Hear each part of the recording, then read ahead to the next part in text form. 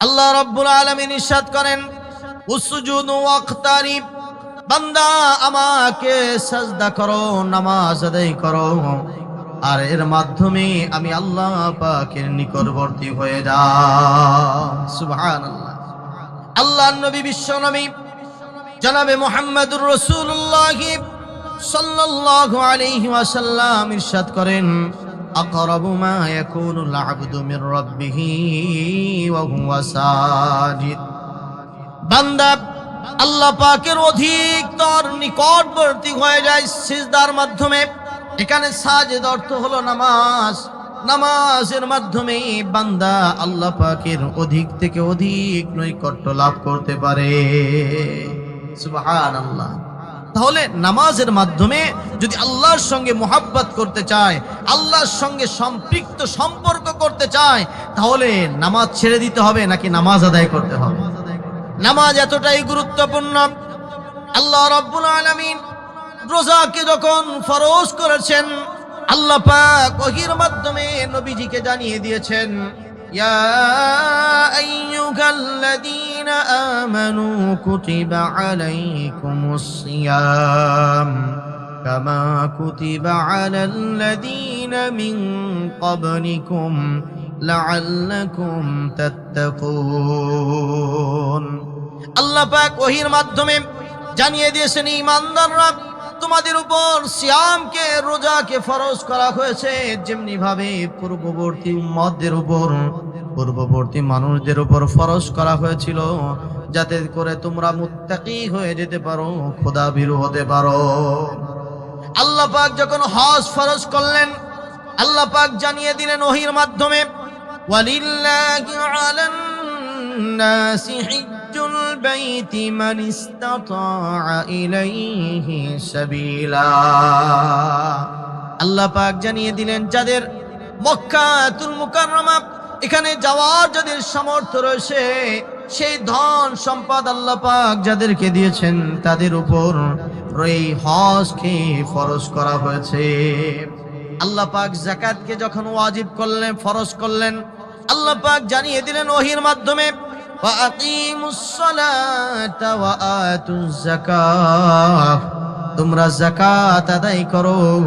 আল্লাহ পাক বলেন, ওয়া মিম্মা রাযাকনাহুম ইউনফিকুন, মুমিনদের একটি গুণ হলো আমি আল্লাহ যেই সম্পদ দিয়েছি সেই সম্পদ থেকে তারা খরচ করবে। বলেন সুবহানাল্লাহ। তাহলে আল্লাহ পাক রোজা ফরজ করেছেন ওহীর মাধ্যমে, হজ ফরজ করেছেন ওহীর মাধ্যমে জানিয়ে দিয়েছেন, যাকাত ফরজ করেছেন ওহীর মাধ্যমে জানিয়ে দিয়েছেন। কিন্তু আমার বন্ধুগণ, নামাজ এতটা গুরুত্ব, এতটা আল্লাহ পাকের মুহাব্বতের, এতটা আল্লাহ পাকের প্রিয় বিধান, আল্লাহ পাক যখন এই উম্মাহকে, আল্লাহ পাক আমার হাবিবকে যখন নামাজ দিয়েছেন, আল্লাহ পাক ওহীর মাধ্যমে জিবরাইল আলাইহিস সালাতু ওয়াস সালামের মাধ্যমে দেন নাই।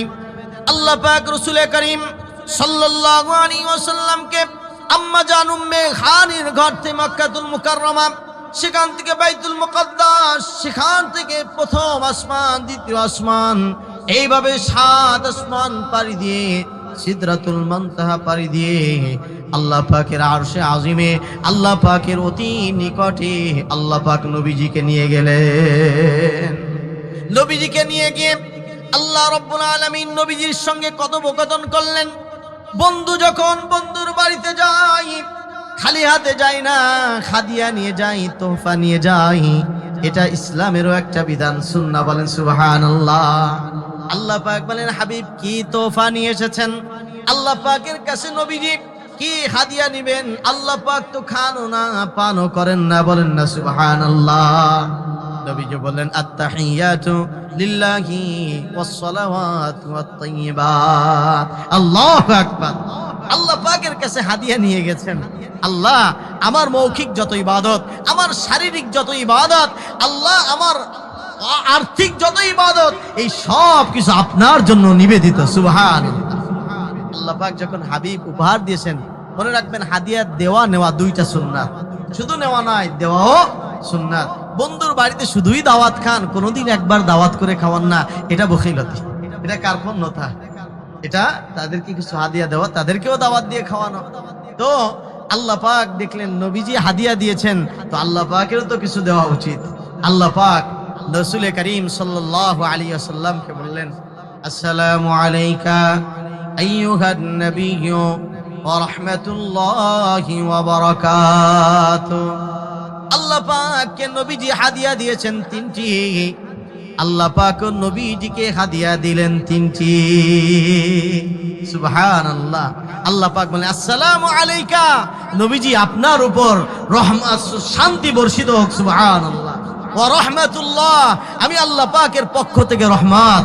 ওয়া বারাকাতুহু, আমি আল্লাহ পাকের পক্ষ থেকে আপনার উপর বরকত। বলেন সুবহানাল্লাহ।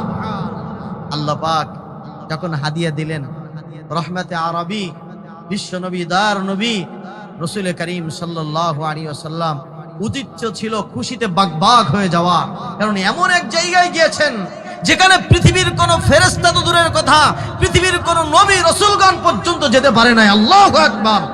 সেইখানে আল্লাহ পাকের কাছে একান্তে আরশে আজিমে নবীজি গিয়েছেন। পৃথিবীর কোন এত বড় আনন্দ ঘন মুহূর্তে পৃথিবীর সবকিছুই তো ভুলে যাওয়ার কথা। আল্লাহর নবী সাল্লাল্লাহু আলাইহি ওয়াসাল্লাম উম্মতের প্রতি এত দরদি, এত মায়া, এত মুহাব্বত আর ভালোবাসা।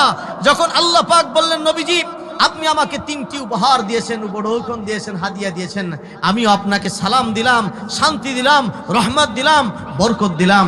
নবীজি খুশি হন নাই। নবীজি তখন বললেন উম্মতের জন্য, আসসালামু আলাইনা ওয়া আলা ইবাদিল্লাহিস সালিহিন। আল্লাহ তাআলা আমাকে শুধু শান্তি দিলে আমি খুশি হব না, আমাকে শান্তি, রহমত আর বরকত, আল্লাহ শান্তি আর রহমত আর বরকত আমার গোটা উম্মতকে আপনি দান করে দিন। সুবহানাল্লাহ। আল্লাহ পাক সেই দোয়া কবুল করলেন।